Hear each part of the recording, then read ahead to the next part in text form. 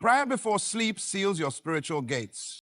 Listen to me. The most dangerous moment of your day is not when you're at work, not when you're driving, not even when you're under pressure.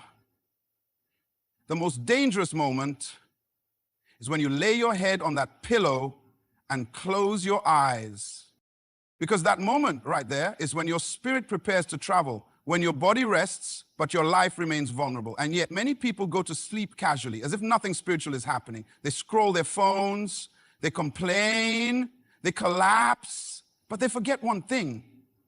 The unseen realm doesn't sleep. Hell doesn't rest. Darkness doesn't clock out. And that's why I came to tell you, never sleep without praying this prayer. Every structure has doors, every kingdom has gates, and every life has portals. Entrances and exits that determine what comes in and what goes out. Your mind, your heart, your spirit, they are all gates. And at the end of each day, you either lock those gates in the spirit or you leave them swinging wide open. Prayer is the key that turns the lock. Now think about this. Would you go to bed with your front door wide open, the windows raised, and your lights off? No security system, no lock, no awareness? Of course not. That would be foolish, but spiritually that is exactly what many people do. They enter the night unguarded. They lay down exposed, and they wonder why anxiety increases, why nightmares torment them, why they wake up more tired than they were before they slept. Something is entering, and nothing was sealed. The Bible says in Psalm 121:4, he who watches over Israel will neither slumber nor sleep. That means while you are asleep, God is still awake. But here's the question. Have you invited him to stand watch? Because God doesn't just intervene, he responds to invitation. He honors alignment. When you pray before you sleep, you're saying, Lord, I give you legal access to guard my thoughts, to protect my spirit, and to fight what I cannot see. Jesus himself modeled this. Before he did anything major, he prayed. Before the cross, he prayed. In the garden, he prayed. And while that was before a physical battle, many of us overlook the reality that the greatest battles are not fought during the day. They are fought when no one is watching, when the lights are off, when your mind is alone. What thoughts are you entertaining when you lay down? What are you allowing to replay in your head without resistance? Bitterness, lust, fear, confusion. If you don't close the gate through prayer, they'll find their way in. The enemy waits for vulnerability. Just like a thief waits until nightfall to make his move, Satan waits until you're passive to begin whispering lies, planting seeds, and stirring unrest. That's why Ephesians 6 says, put on the full armor of God so that you can stand against the devil's schemes. Prayer is how you suit up. It's not just asking for things, it's defending your territory. So ask yourself, who's guarding your gates tonight? Will it be fear? Will it be distraction? Or will it be the Spirit of the living God? Never sleep without praying this prayer. Nighttime is a battleground in the unseen realm. It's easy to believe that when we sleep, everything stops. Our bodies rest, our phones charge, the world quiets down. But make no mistake, just because your eyes are closed doesn't mean nothing is happening. In fact, some of the most important movements in your life are determined when you're asleep. Why? Because nighttime is not just for rest. It's a spiritual shift change. In Matthew 13:25, Jesus tells a powerful truth. But while everyone was sleeping, his enemy came and sowed weeds among the wheat and went away. Did you catch that? The enemy waited until the man was asleep, then he moved. That's what the devil does. He's not after your routine. He's after your moments of vulnerability. He's waiting for the time when your guard is down and your awareness is low. That's when seeds are planted, not in the day, but in the dark. Let's make it practical. Have you ever gone to bed fine, but woken up with heaviness, with confusion, with a dream that disturbed you? That wasn't just a dream.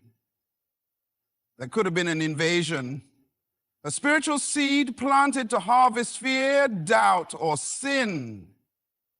The enemy doesn't need a wide open door, just a cracked window, and silence before sleep is an open invitation. This is why God is always calling his people to be watchful. Paul says in 1 Thessalonians 5:6, so then let us not be like others who are asleep, but let us be awake and sober. Now, of course, he's not talking about physical sleep. He's talking about spiritual awareness. Are you aware of what's trying to enter your spirit at night? Are you covering your life with prayer before you close your eyes? You see, soldiers don't only fight when it's convenient, they fight when it's critical. The night is not a time to check out spiritually. It's a time to stand guard. And you don't have to stand in fear, you stand in authority. But authority must be activated. It's not enough to believe in power.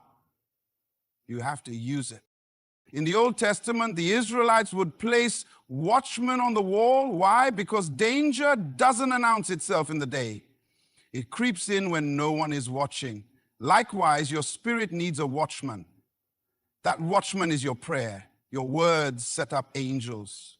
Your declarations set boundaries. Your worship makes the enemy uncomfortable. Prayer is not a bedtime ritual, it's a battle strategy. So I ask you, what kind of ground is the enemy gaining while you sleep? What has he been planting in your mind, your house, your dreams? Because no one was praying? And what could God have established in your life if only you had given him permission through prayer? Never sleep without praying this prayer. Unspoken authority invites unchallenged influence. Authority is not automatic. It is legal, but it must be enforced. You can be the rightful owner of a house, but if you never lock the doors or post a guard, anything and anyone can walk in.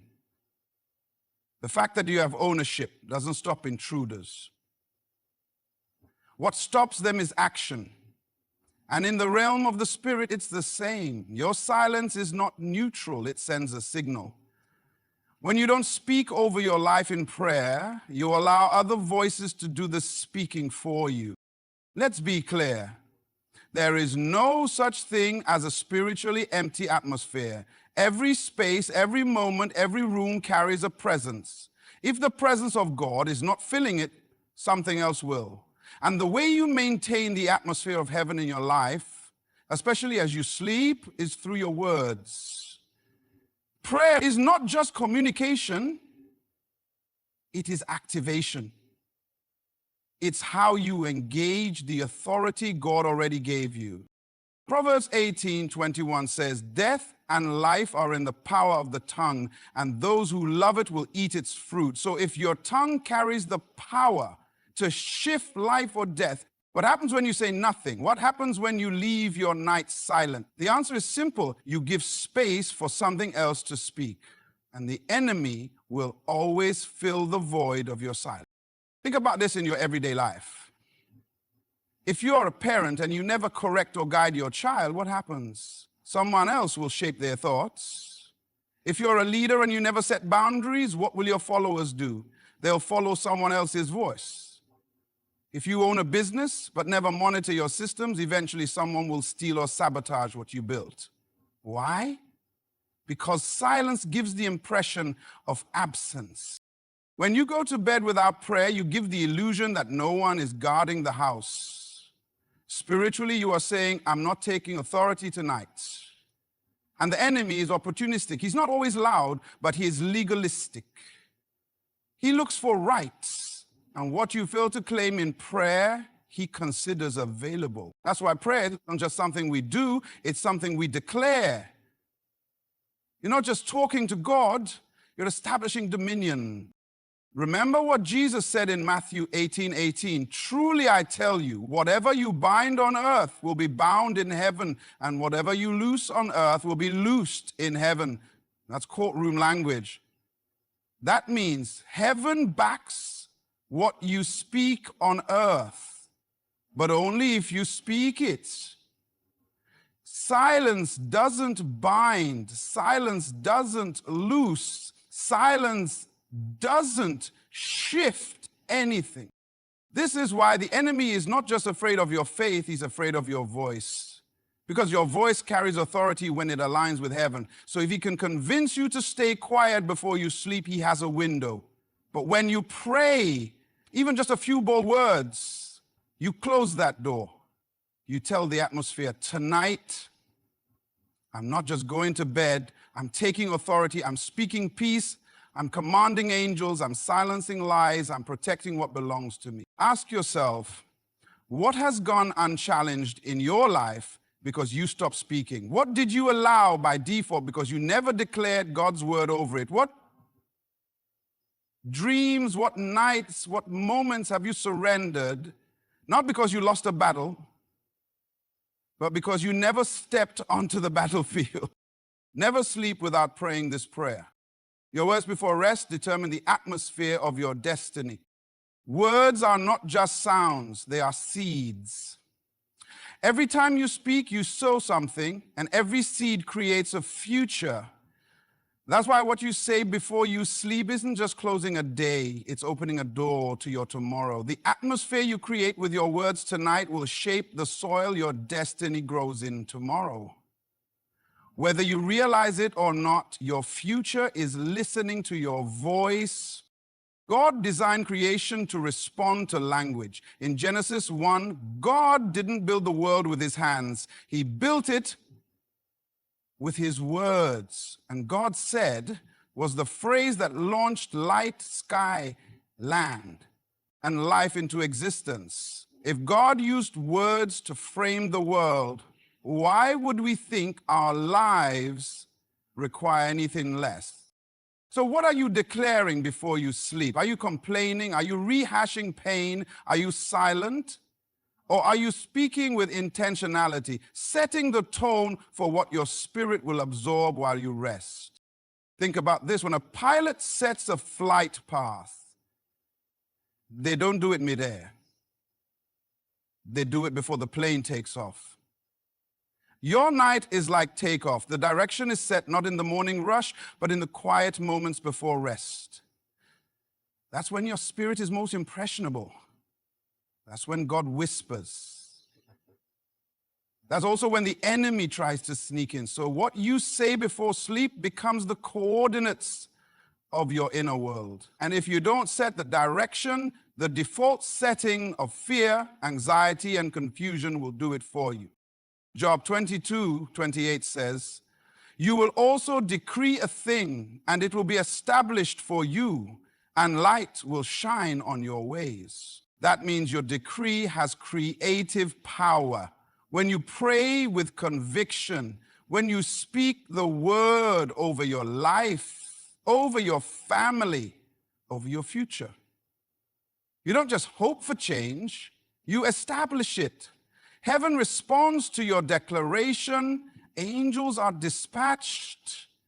Light begins to shine on what was once covered in darkness. But if you go to sleep full of worry, negativity, or silence, then those things settle in your spirit like dust on furniture, and over time they build up. It's why people wake up heavy, not because of what happened overnight, but because of what was not spoken into the night. Your words are like thermostats. They don't reflect the temperature, they set it. You can shift a cold room into warmth or a tense spirit into peace simply by the authority of what you say. That's why you can't afford to be careless with bedtime words. You must be intentional, strategic, purposeful, because your destiny is too valuable to leave the atmosphere around it toxic. When Jesus was asleep on the boat and the storm came, the disciples panicked. But when Jesus woke up, he spoke to the storm, peace, be still. And immediately there was calm. That same authority lives in you. So why go to sleep in a storm when you have the power to command peace? Ask yourself, what am I creating with my final words each day? Am I setting my spirit up for rest or for war? Am I speaking life into my future or giving room for darkness to fill the void? Never sleep without praying this prayer. So tonight and every night after, don't treat sleep as just a routine. Treat it as a moment of spiritual positioning. Seal your gates. Guard your atmosphere. Use your God-given authority. Speak with boldness. Invite heaven to stand watch while you rest. Because when you pray with intention, you don't just end the day, you secure your destiny. Thank you for listening, and may your nights be filled with divine protection, clarity, and supernatural peace. Good night, and God bless you richly.